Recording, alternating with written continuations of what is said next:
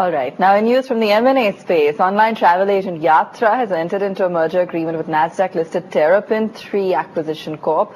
And that's valuing Yatra at an enterprise value of $218 million. Dhruv Shringi joining us, the co-founder and CEO. Dhruv, congratulations. That's fantastic news for the company.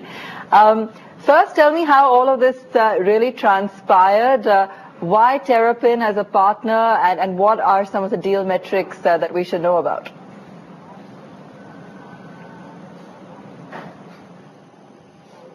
Sure. So this is a slightly unusual approach that we've taken to accessing public markets through the combination with Terrapin Acquisition Corp. So Terrapin is predominantly, or was predominantly, set up as a blank check company with about $212 million in the company.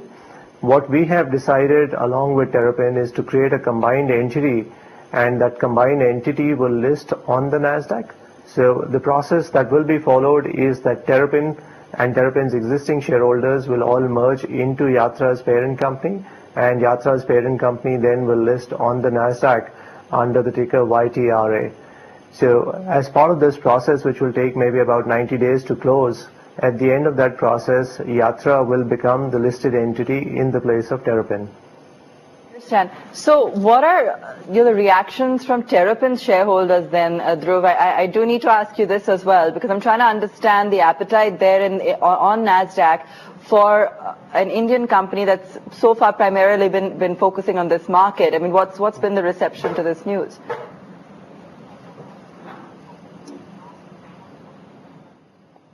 Sure. So at the moment, the markets are yet to open over there. The market got, the announcement was made at the close of markets last night. So today morning when the markets open, there is a conference call which is there with Terrapin shareholders, and post that we'll have a better sense of their feedback on the transaction. Okay, so help me understand. The Terrapin IPO raised about $200 million.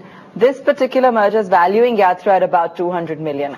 Is it a complete merger? Because Terrapin was formed as an entity that was looking at possibly investing in, in sort of these growth opportunities. So with this, is it now completely spending that entire corpus on merging with Yatra?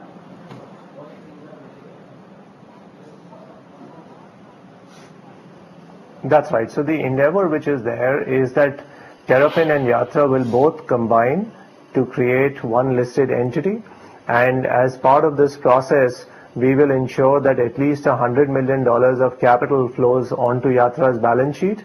There will be some secondary sale also from Yatra's existing shareholders, but that will only happen post $100 million of capital flowing onto the Yatra balance sheet. So the combined entity will have somewhere close to maybe about $350 to $400 million of market cap once the transaction completes. Okay, so that will bring down the Yatra shareholding to how much? I think 35%, but I just want to clarify that, from you in terms of the existing shareholders. And secondly, the $100 million that you're saying will come onto the balance sheet. Does that completely erase any kind of outstanding debt?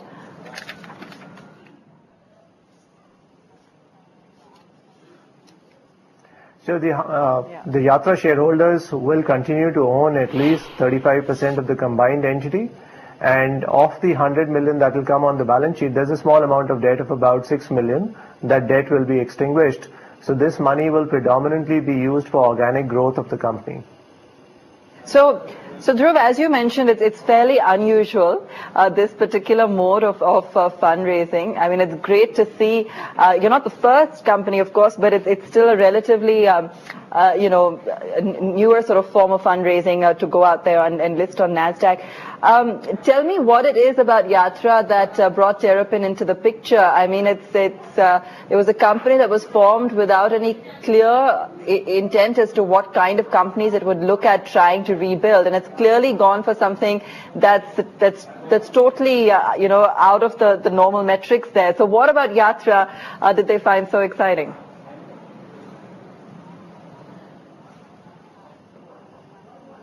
Sure. So when you look at, the more developed markets, I think a large part of the developed markets are starved for growth. And Terrapin shareholders, as opposed to looking at what they would typically have done, wanted to look at some growth opportunities, and that's what excited them about Yatra. Yatra has been growing fairly robustly over the course of the last 10 years. We are in a market itself which is very buoyant at the moment, seeing fair degree of GDP growth coming through, and travel within that growing at a very fast clip. So those growth metrics are what attracted Terrapin to look at businesses outside the US and then specifically come down to Yatra. Yatra itself has created a unique position within the Indian travel sector, and we continue to be a household name out here. And the strong execution of the management team combined with the kind of growth that we've been demonstrating over the course of the last 3-4 years is what attracted really Terrapin to Yatra. Okay.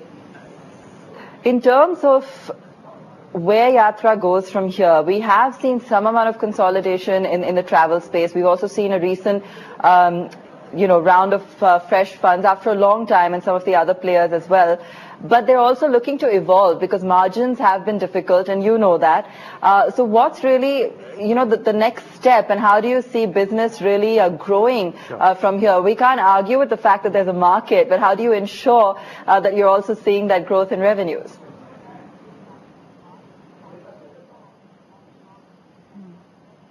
Sure, I think that's a very good question. When you really look at, what's happening, I'll go step by step with the aviation sector, for example. We are seeing very robust growth coming through on the aviation sector with more than 20% growth in passenger traffic. And the government itself is trying to lay out more infrastructure and connectivity for tier 2, tier 3 towns. Penetration of air travel in India is globally one of the lowest. So there is a very high degree of upside which can be gained on the aviation sector in India. And that is one of the core products that Yatra services. So for us, that is going to form the growth engine and will continue to be the growth engine in the near term. We as an organization also want to go deeper into the Indian market. So we want to go into the tier 2, tier 3 towns as airport connectivity gets set up into these kind of places and expand our footprint into these markets. Beyond that, what we are also witnessing is the spend that customers are doing on international travel. As we've seen, there is high degree of GDP growth happening, a large amount of disposable income flowing into the hands of the consumer, an increasing number of consumers are traveling abroad. And those customers need a certain degree of hand-holding, but they also are savvy enough to search online. And that's the gap that I think on the holiday part, people like Yatra are fulfilling. We are not really completely offline, so a customer is not forced to go out into a brick and mortar kind of a store to access the product, but we are online yet enabled with offline fulfillment to help the consumer. So from that perspective, we are seeing very rapid continued growth on the holiday segment as well. So a combination of the flight business backed by a strong holiday business is what's going to create the growth momentum going forward as well. To your point around consolidation, I think, our industry has not seen a fair bit of consolidation till now, but I also feel this is an industry which today still accounts for more than 2/3 of all e-commerce in India. So it is pretty much the dominant segment of e-commerce in India, and there is opportunity today for multiple players to grow and flourish. And that's what we will see in the near term. We will see strong continued growth amongst all the OTAs in the Indian market. All right. So, fair enough. So I wanted to understand as well, Dhruv, you said the first 100 million, of course, will be straight onto the balance sheet. What's the next step? What's the next tranche? Is that also been discussed? And what are the kind of financial objectives that the combined entity is looking at going forward?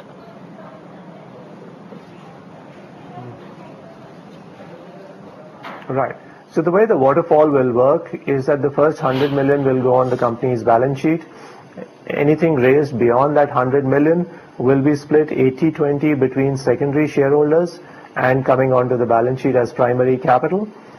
The secondary shareholding will be capped at about $80 million. So in effect, you're looking at a scenario where out of the combined 230 million entity, roughly about 150 million will flow onto the Yatra balance sheet, and about 80 million will be secondary share sale. The 150 million, I think, will create a very strong balance sheet for Yatra and give us enough capital for future growth. So the objective is basically to strengthen the balance sheet of Yatra so that we can continue to go forward from here and grow at a rapid click. From a, future point of view, right? We've been talking, there's been a lot of, talk around e-commerce in India. But I think when you really look at, the key drivers of e-commerce, physical infrastructure in India is still a challenge. And that's why you see service sector and online services growing at a much more faster pace than actually product companies. Okay, so just to clarify, Dhruv, if Terrapin is going to put 100 million into the company, they will still have, from the information that I have, it seems that they will still have about 100 million left in their corpus that they'd raised post the IPO. Is that correct? The reason I'm asking is because now with the combined entity, will that money also be used for perhaps, I don't know, inorganic growth or other acquisitions or so forth? I'm just trying to get a sense of the overall entity and how it'll stand.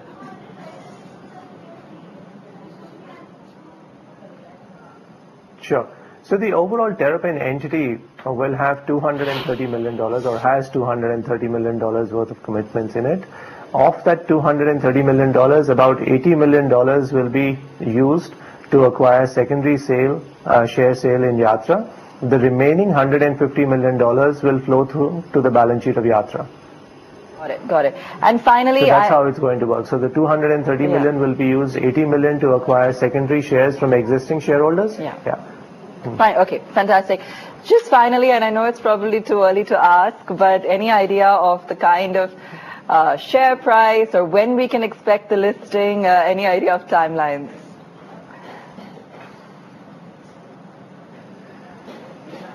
Sure. So we anticipate this transaction to take about 90 days. Our sense is somewhere in October, we should see Yatra being a listed entity towards the end of October. Fantastic, Dhruv. I'm going to let you go, but before I do, I hope you're going to smile for us because that's great news for you today. And I'm done with quizzing you, but you've been looking very serious.